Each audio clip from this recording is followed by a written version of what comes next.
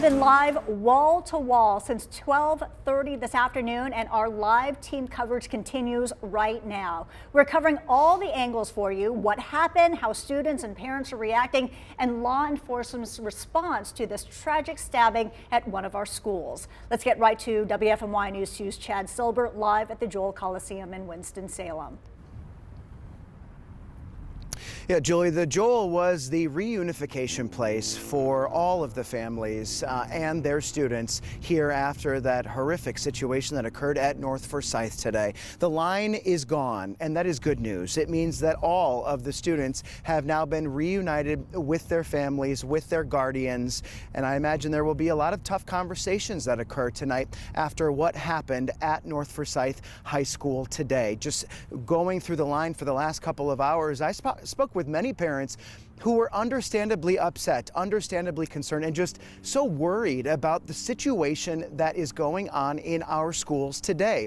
This is not a situation that any school is immune to. It has occurred in all over the district, all over the state, all over everywhere. And unfortunately, it is something that we continue to see. And so for parents, picking up their kids today was a very emotional moment to see them, to put their hands on their kids, to give them a hug and to know that they are okay. Obviously, the school is no longer on lockdown. The families have been reunited, but it has just been a really tough day for Winston-Salem Forsyth County schools, specifically North Forsyth High School. Just 3 hours ago, Forsyth County Sheriff Bobby Kimbrough Jr. said a fight between two students at the school led to the death of a student. Sheriff Kimbrough said the fight broke out around 11 a.m. The school locked down right after that, and North Forsyth's SRO made a call requesting all hands on deck. Law enforcement booked it to the school. This type of violence. Discuss Winston-Salem Police Chief William Penn. It's a dark day for our city. Events like this have shaken us to our very core. The Winston-Salem Police Department is an assisting agency in its investigation. Much like the Sheriff's Office and the school system, we're committed to identifying what occurred. As a community, we're going to have to absolutely work together to stop senseless violence, period. And the good news tonight, law enforcement said there is no threat to the community, but did not go into any detail about the suspect, whether that suspect was in custody, who this person is, how old they are. Up to this point, investigators did not identify the victim either or that victim's age. A crisis team did meet with school staff today, and services will be made available with that crisis team when students return to school. Now, at the earliest, that would be Thursday, because the district says North Forsyth is closed tomorrow. Sheriff Bobby Kimbrough Jr. called on the community for support. Let's take a day of reflection and see where we are. Let's talk to our children, because our children need us now. The future is in need of us right now. We have some work to do. Not just work with this, but we have some work to do in our community. So while we appreciated hearing from law enforcement today, we still have so many unanswered questions, which makes sense with an investigation of this type, of this magnitude. So we are pressing for more information. We know you at home want more details as well to figure out what unfolded here and why. Let's move on now to Christina Dillon, who is also live outside the Joel after speaking to lots of families today. Christina, what have they told you?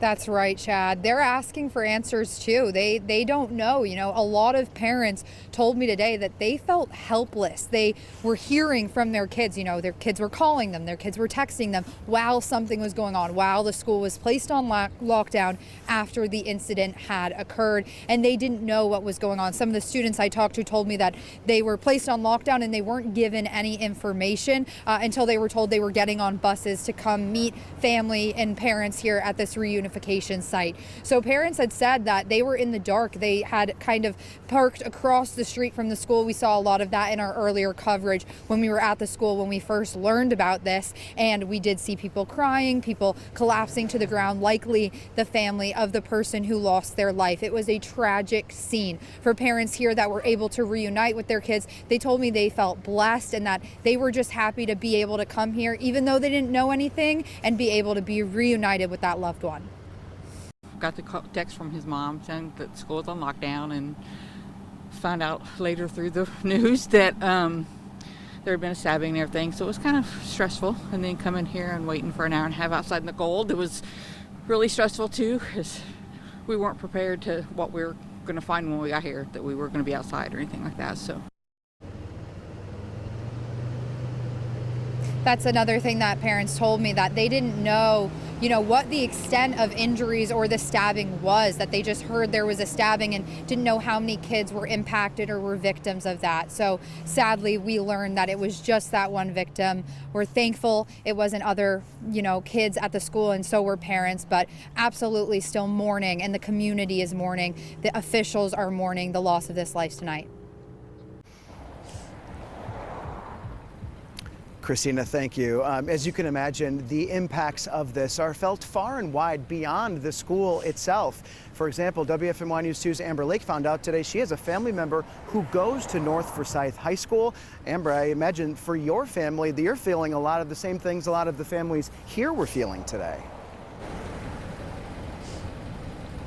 Yes, and the same thing, that I'm feeling, that other people are feeling, is why did this happen? How was this able to happen? I actually was out here reporting earlier this afternoon, and my watch went off, and I looked down at my watch, and it was my grandmother telling me that one of my cousins goes here to this school. So I immediately texted him. I asked him if he was okay. He said he was, but he was obviously shaken by this entire incident. He said that it was between class changes, and he heard everything that happened. He saw the chaos that unfolded, and he, after the fact, said that he was just thankful that he was able to get out of there. I mean, there was so much chaos when we first got out here today. So many parents who were so scared and so shaken by hearing that there was a stabbing at their child's high school. One mom talked to me, and she said that she got a text from her son early this morning who said, there was a stabbing at the school. I know the person who was involved.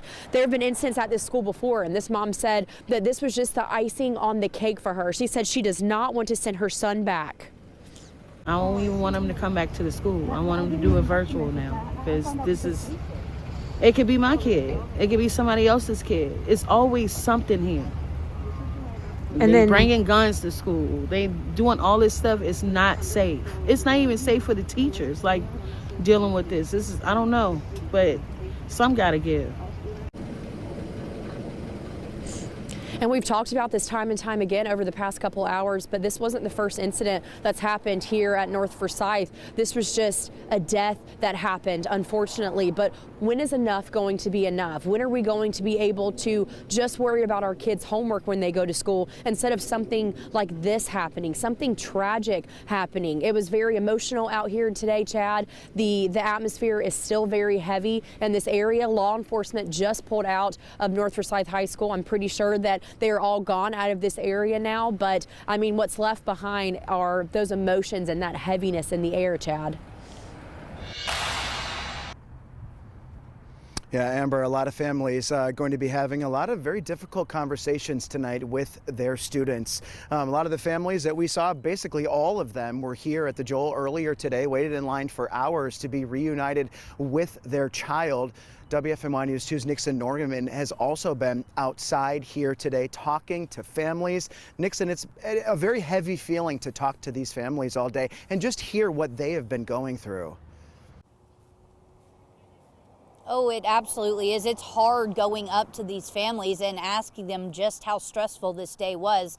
I actually arrived here to the Coliseum just after 2:30, and I was able to see with my own eyes buses with North Forsyth students dropping them off here to the back entrance of the Coliseum so then their parents could pick them up.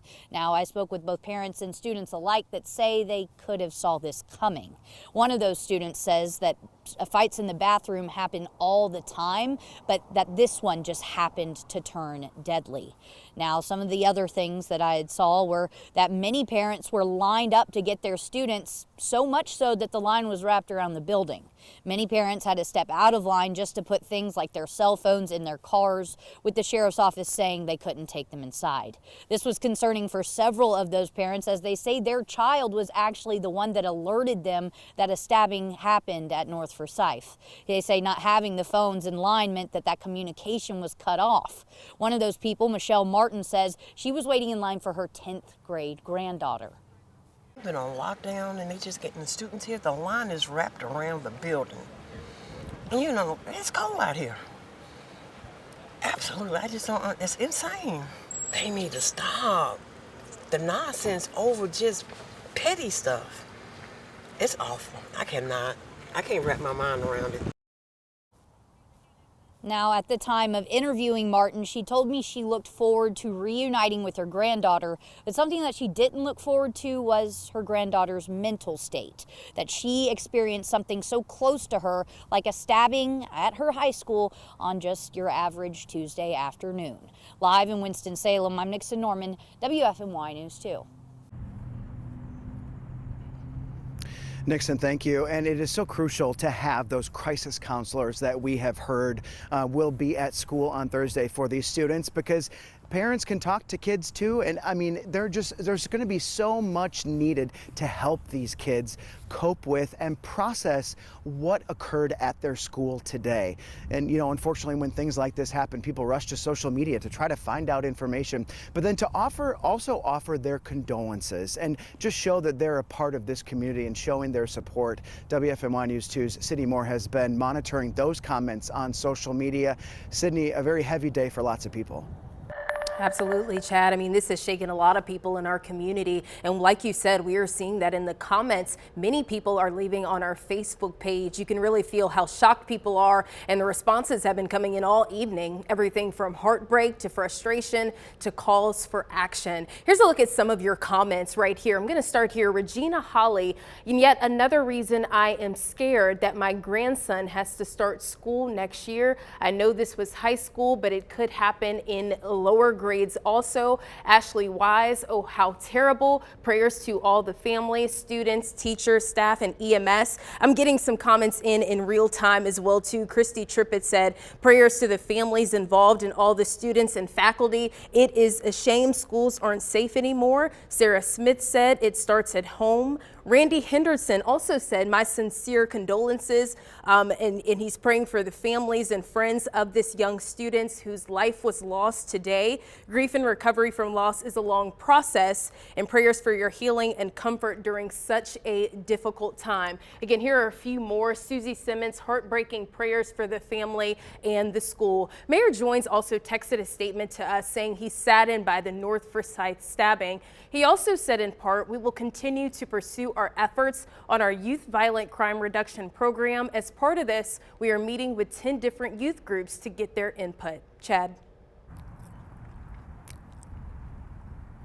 Sydney, thank you. And obviously school is canceled tomorrow at North Forsyth, but the students are expected to return on Thursday. And when they do, we know that there will be crisis teams there to help students process everything that happened here today. Meantime, law enforcement, they have a very heavy job ahead of them, and an important one, to figure out what occurred here today, what led up to it, why it happened, and how to move forward in a safe manner. We're going to take a quick break, but we'll be right back.